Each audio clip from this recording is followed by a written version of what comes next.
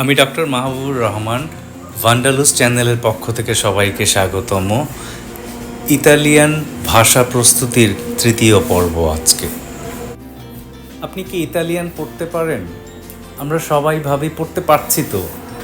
কারণটা হচ্ছে যে অক্ষরগুলো খুব পরিচিত লাগে। আদতে লাতিন ভাষা থেকে ইউরোপের বেশ কয়েকটি ভাষার জন্ম। তার মধ্যে আছে French, German, Italian, Spanish.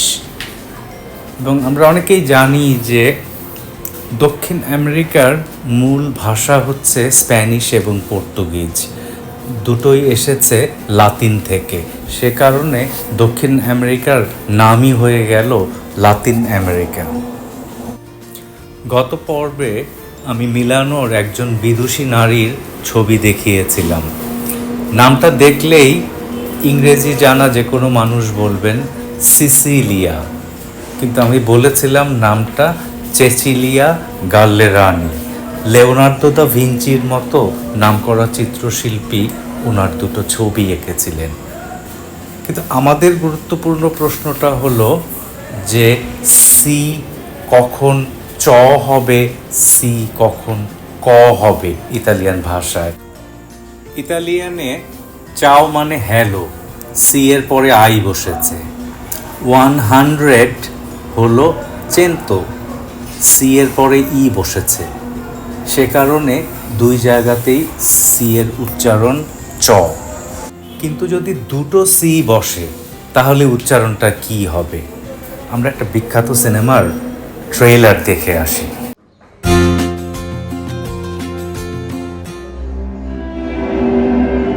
A world at war. A young man coming of age.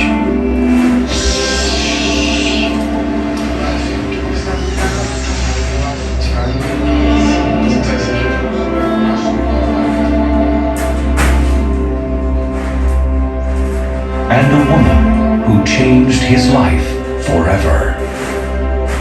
Buongiorno, signore.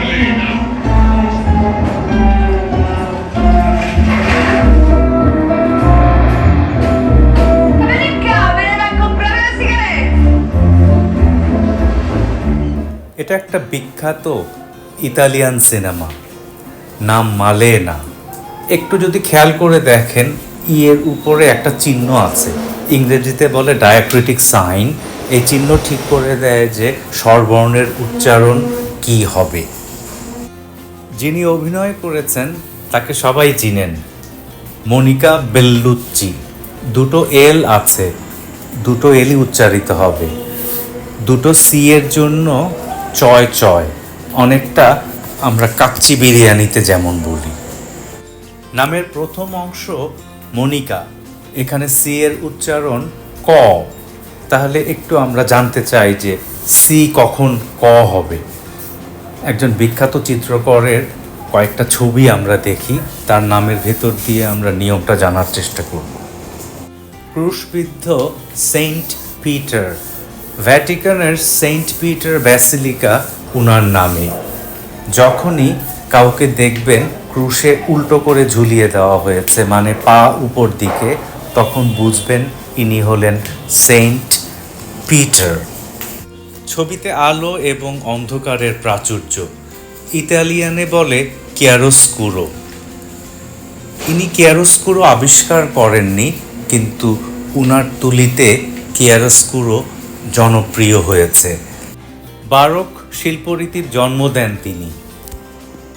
প্রভাবিত করেছেন রেমব্রান্টের মতো মহান ডাচ চিত্রকরকে। উনার নাম কারাভাজ্জো। সি যখন এ ও ইউ এর আগে বসবে তখন উচ্চারণটা হবে হার্ড, মানে ক। অনেকে ভুল করে উনার নামটা বলে কারাভাজ্জিও।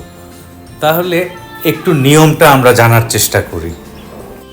GIO হলে উচ্চারণটা জো, সে কারণে নামটা কারাভাজ্জো। একই কারণে নামটা জর্জোনে, জোভান্নি, বেল্লিনি। সি এর উচ্চারণ কিছুটা বাকি আছে। আমরা একজন বিখ্যাত পর্যটকের ছবি দেখতে পাচ্ছি। উনি আমেরিকার আবিষ্কারক হিসেবে পরিচিত, যদিও আমেরিকান মেইনল্যান্ডে উনি পা দেননি। ইংরেজিতে উনার নাম ক্রিস্টোফার কলম্বাস, ইতালিয়ানে ক্রিস্টোফার কলম্বুস। ক্রিস্টোফার শব্দে সি এর পরে এইচ আছে, কনসোনেন্ট, সে কারণে উচ্চারণটা ক। কলম্বুস এই অংশটুকুতে সি এর পরে ও আছে। আমরা একটা নিয়ম শিখেছিলাম, এ ও ইউ এর আগে সি এর উচ্চারণ হবে ক। একই নিয়মে দুটো সি বসলে হয়ে যায় কয় কয়। যেমন ইতালিয়ানে মুক্কা মানে গরু, তাবাক্কো মানে হচ্ছে তামাক। লাতিনে গরু হলো ভাক্কা, সেখান থেকেই ভ্যাকসিন শব্দটার জন্ম। পৃথিবীর প্রথম ভ্যাকসিন গরুর বসন্তের উপর গবেষণা করে আবিষ্কার করা হয়েছিল। ডাবল সি এর পরে এইচ থাকলে উচ্চারণ হবে কয় কয়।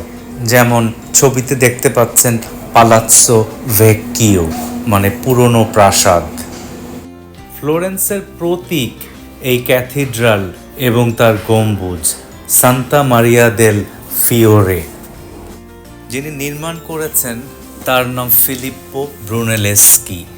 দুটো পি আছে, দুটো পি উচ্চারিত হবে, সেজন্য ফিলিপ্পো। ইতালিয়ানে জি দেখলেই আমার মনে হয় এটা কি বর্গীয় জ না গ। একজন বিখ্যাত বিজ্ঞানীর নাম দিয়ে জি এর রহস্যটা বোঝার চেষ্টা করি।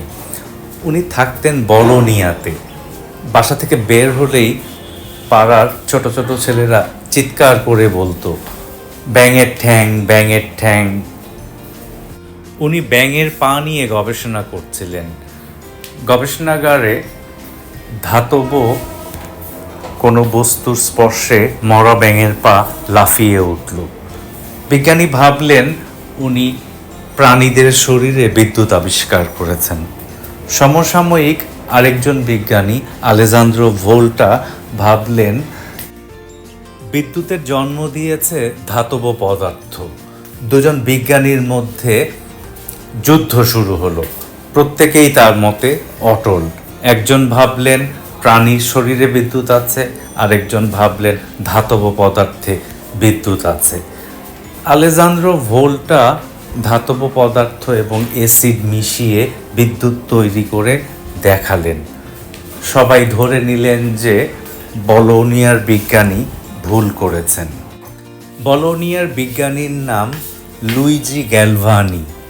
আমি ছোটবেলায় ধরতেই পারতাম না নামটা কি লুইজি না লুইগি। জি এর পরে যখন ই এবং আই বসে তখন উচ্চারণটা হবে বর্গীয় জ। অন্য ক্ষেত্রে গ ধরে নেবেন, যেমন এখানে স্পাগেত্তি। একইভাবে গিবের্তি। ফ্লোরেন্সে বেড়াতে গেলে ব্যাপটিস্ট্রির পূর্ব দরজা সবাই দেখতে যান। এই দরজার নাম পোর্তা দেল পারাদিসো। নামটা দিয়েছিলেন মিকেলঅ্যাঞ্জেলো।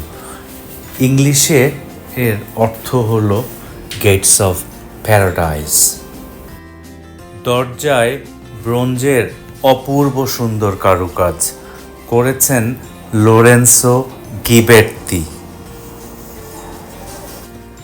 নামের প্রথম অংশে জি উচ্চারণটা এস, লোরেন্সো।